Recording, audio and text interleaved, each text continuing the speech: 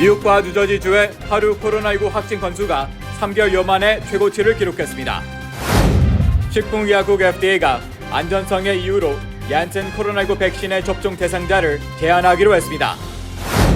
뉴저지주 최대 한인 밀접 지역인 팰리세이드 파크의 션리 경찰서장 대행이 직위 해제 위기에 놓였습니다. 사안은 오는 9일 열리는 타운 특별회의에서 표결에 붙일 예정입니다. 연방상원이 낙태권 보호 법안을 다음 주 표결에 붙일 예정입니다. 그러나 의석수 부족으로 통과될 가능성은 매우 낮아 보입니다. 뉴욕시에서 직장 복귀가 시작되자 교통 접근성이 높은 전철역 인근 아파트 렌트가 급증하고 있습니다. 여기엔 한인 밀접 지역들도 다수 포함됐습니다.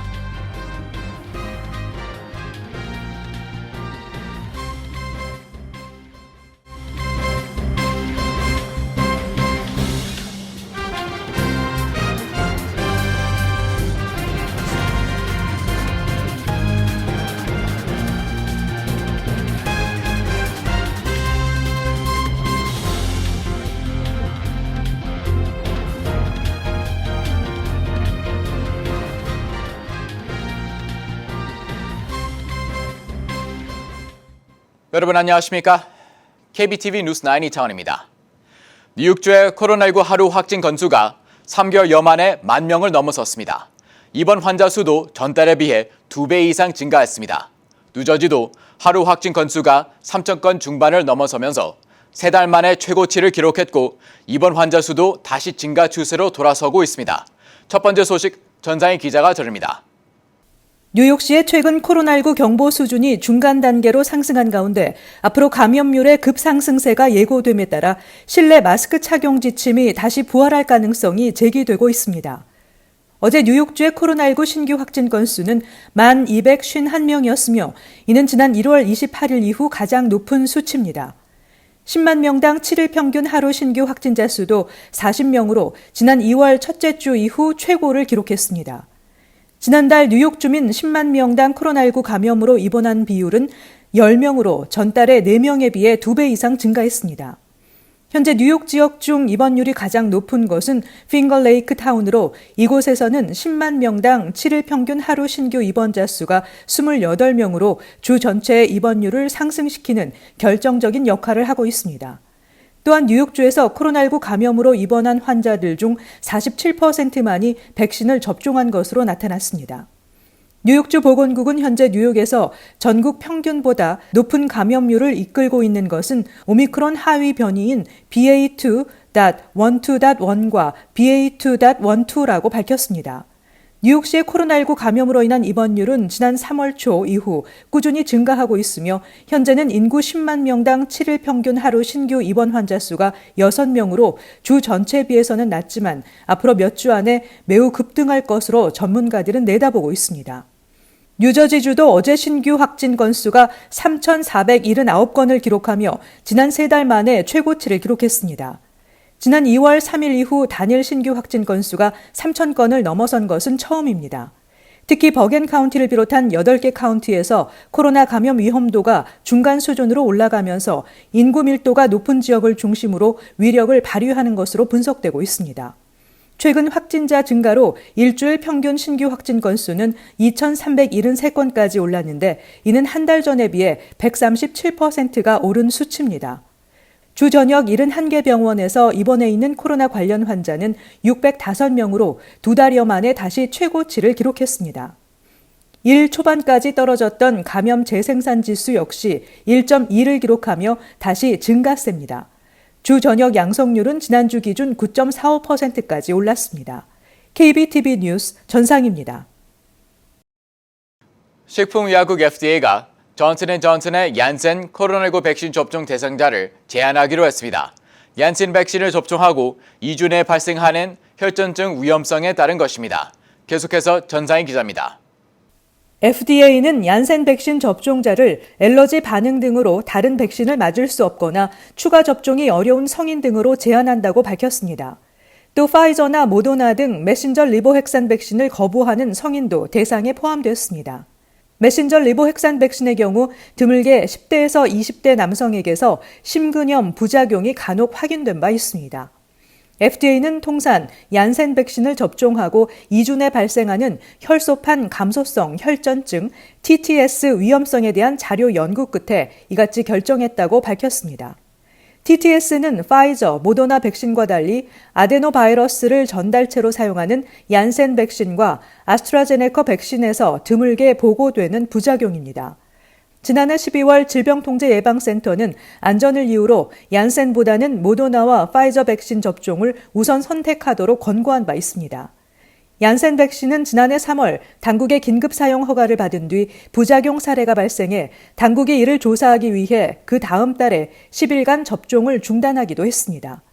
당시 당국은 백신의 효능이 위험보다 더 크다고 판단해 얀센 백신 접종 재개를 결정했습니다. 보건당국은 얀센 백신 접종 시 혈전 위험이 드물게 나타나지만 여전히 발생하고 있는 상황이라고 전했습니다. 미국에서 올해 3월 18일 기준으로 60명이 확인됐고 이 중 9명이 사망했습니다. 미국에서 얀센 백신 접종 횟수는 1,870만 분으로 모더나 2억 1,750만 회나 파이저 3억 4,060만 회보다 훨씬 적습니다. 얀센 기본 접종의 경우 코로나19 예방접종 실시 기준에 따라 18세 이상 성인 중 메신저 리보핵산 백신 접종이 금지되거나 연기돼야 하는 대상이거나 메신저 리보핵산 백신에 대한 접근성이 제한돼 접종받지 못하는 경우에 한해 권고하고 있습니다. KBTV 뉴스 전상입니다. 연방상원이 다음 주 낙태권을 연방법으로 보호하는 법안을 표결에 붙일 예정이라고 언론이 보도했습니다. 민주당이 낙태권을 입법화하려는 시도이지만 공화당의 반대로 통과하지 못할 전망입니다. 보도의 전상희 기자입니다. 낙태권을 인정한 기존 판결을 파기한다는 내용의 연방 대법원 결정문 초안이 보도된 가운데 연방 상원이 낙태권을 연방법으로 보호하는 법안을 표결에 붙일 예정입니다.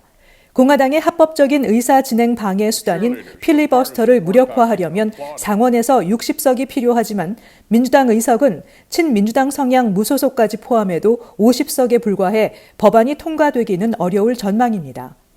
AP통신은 표결은 거의 상징적인 의미이며 민주당 의석수 한계를 다시 보여줄 것이라고 밝혔습니다. 척 슈머 민주당 상원 원내대표는 의석이 부족한 상황에서 낙태권 문제를 11월 중간선거 주요 현안으로 제기할 계획입니다. 선거를 앞두고 이번 표결을 통해 낙태권에 대한 각 의원의 입장을 확인하겠다는 계획입니다. 대법원의 낙태권 축소 방침은 현재 민주당의 열세로 예상되는 중간선거의 판도를 바꿀 주요 의제로 평가되고 있습니다. 여론조사기관 갤럽의 지난해 5월 설문 결과를 보면 미국인 80%가 낙태권을 지지하는 것으로 나타났습니다. 로이터 통신이 발표한 최근 설문 결과에 따르면 응답자 63%는 이번 중간선거에서 낙태권을 옹호하는 후보를 지지할 것이라고 밝혔습니다. 한편 루이지애나주 하원 형사사법위원회가 낙태를 살인죄로 규정해 폐지하는 법안을 의결했다고 로이터 통신이 오늘 보도했습니다. 수정 순간부터 모든 태아에 헌법적 권리를 부여하는 내용을 담은 이 법안은 위원회를 7대2로 통과했고 이후 전체 회의에서 논의될 예정입니다.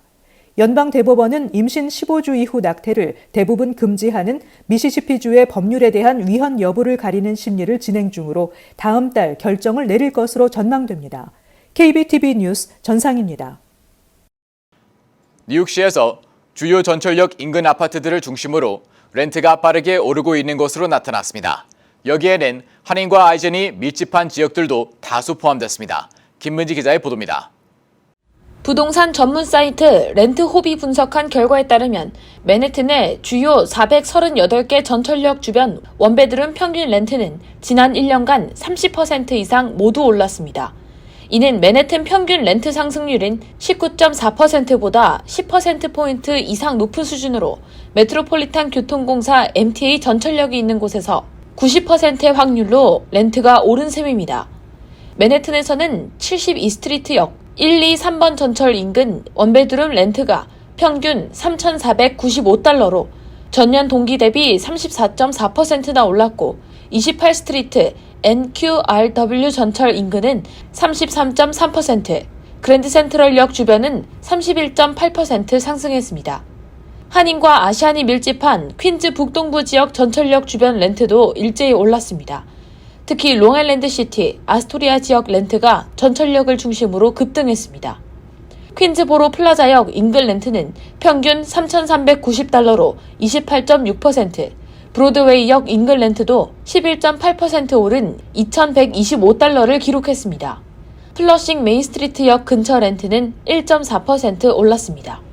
뉴욕시에서 직장인들이 서서히 사무실 출퇴근을 시작하고 있는 가운데 도심 외곽에서 복귀하는 사람들도 늘면서 교통 접근성이 높은 지역의 렌트가 오른 것으로 분석되고 있습니다. 또 팬데믹 초기 집주인들이 제공했던 렌트 할인 혜택이 사라진 것도 렌트 급등에 영향을 미쳤습니다. MTA에 따르면 최근 전철 탑승객 수는 팬데믹 전 탑승객 수의 60% 정도에 달하는 하루 300만 명을 꾸준히 넘기고 있는 상황입니다. 한편 뉴욕시 렌트 가이드위원회는 공청회 등을 거쳐 이달 중 예비 투표, 다음 달 최종 투표로 뉴욕주 렌트 안정법 적용을 받는 100만여 가구 대상 렌트 인상폭을 결정할 예정입니다. KBTV 뉴스 김은지입니다. 이민서비스국은 노동허가증, EAD 카드 유효기간을 최대 540일까지 자동으로 연장하는 임시 규정을 시행한다고 발표했습니다. 새 규정은 즉시 발효됩니다. 현재 노동허가증은 만료 6개월 전부터 갱신 신청이 가능하고 만료일부터 180일까지 유효합니다. 하지만 새 임시 규정에 따라 이미 만료됐거나 갱신을 앞둔 EAD 카드는 현행 180일인 자동 연장 기간에 추가로 360일을 더 사용할 수 있습니다. 이민서비스국의 이번 조치는 코로나19 팬데믹이 시작된 후 제때 처리되지 못하고 적체되는 서류가 급증하면서 이민자는 물론 미국 기업들까지 영향을 받게 되자 취해진 조치입니다. 현재 노동허가 승인에 걸리는 기간은 지역별로 다르지만 팬데믹 이전보다 최소 2배 이상 걸리고 있습니다. 이 때문에 신규 신청자는 물론 갱신을 제때 받지 못해 휴직하는 이민자들이 속출하고 있으며 외국인 노동자들을 채용하는 기업들은 정상 운영에 차질을 빚을 정도입니다. 주상원은 주정부 학비 지원 프로그램 TAP 지원 대상을 확대하는 내용의 법안을 포함해 학자금 부담 해소를 핵심으로 하는 패키지 법안을 통과시켰습니다. 특히 TAP 확대의 경우 수혜 대상의 소득 상한을 현행 가구 연소득 8만 달러에서 11만 달러까지 확대하는 내용을 골자로 하고 있습니다. TAP는 뉴욕 주립대와 뉴욕 시립대, 비영리 대학의 파트타임 학생에 최대 5,665달러의 학비 지원금을 지급하는 프로그램입니다. 상원을 통과한 이 패키지 법안은 뉴욕주 하원도 민주당이 절대 다수당으로 장악하고 있고 이미 캐시 호컬 뉴욕 주지사의 지지를 받고 있기 때문에 무난하게 법제화될 전망입니다. 앞서 뉴욕타임즈 등은 바이든 대통령이 1인당 학자금을 최소 $10,000 탕감해주는 내용을 담은 행정명령을 학자금 상환 유예 행정명령이 종료되는 8월 31일 전에 발표할 예정이라고 보도한 바 있습니다. 뉴욕시 의회가 배기장치 불법 개조 등을 통해 과도한 소음을 일으키는 차량들에 대한 벌금을 2배 올리는 방안을 추진합니다. 린다 리, 샌드라 황 뉴욕시 의원 등이 5일 공동 발의한 조례안은 차량 배기장치를 불법 개조해 배기음을 임의로 높이거나 일반적인 상황에서 경적을 크게 울리는 차량들에 대한 벌금을 현행보다 2배 인상하는 내용을 골자로 하고 있습니다. 조례안에 따르면 배기장치 불법 개조로 차량 반경 150피트 이상 거리까지 소음을 발생시키는 차량에 대해 최초 적발 시 $300에서 $1,050, 재차 적발 시 $600에서 $2,100, 3회 이상부터는 최대 $3,150의 벌금을 부과합니다. 조 바이든 대통령이 젠 사키 백악관 대변인 후임으로 카린 장 피에르 수석 부대변인을 승진 임명하면서 미국에서 또 하나의 이정표가 세워졌습니다. 그동안 백인과 남성이 독차지했던 백악관 대변인에 처음으로 흑인이 기용된 것입니다. 미국 사회에서 최고의 현인으로 불리는 연방대법원 대법관에 최근 처음으로 흑인 여성이 지명받아 의회 인준을 마친 데 이어 금기의 벽이 하나 더 무너졌습니다. 더욱이 장 피에르 대변인은 커밍아웃한 성소수자입니다. CNN에서 언론인으로 일하는 파트너와 사이에 딸 1명을 뒀습니다.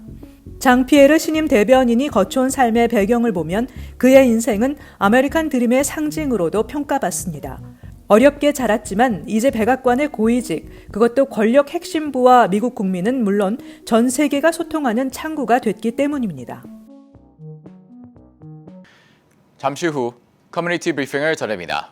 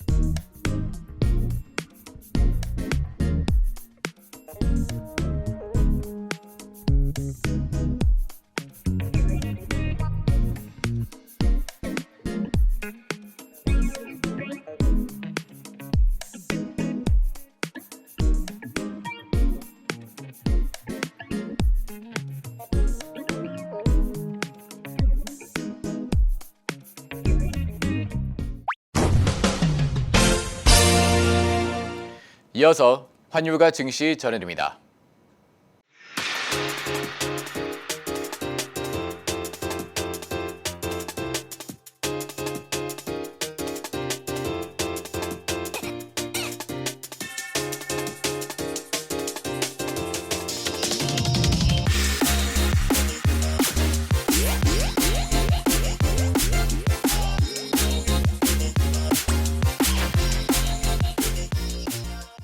잠시 후 뉴욕과 뉴저지 날씨 전해드립니다.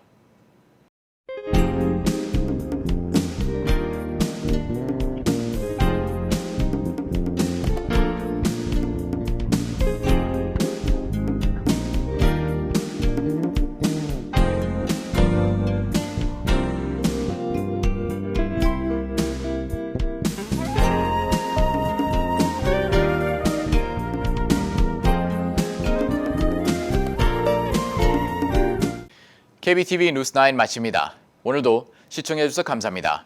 편안한 밤 보내시 바랍니다.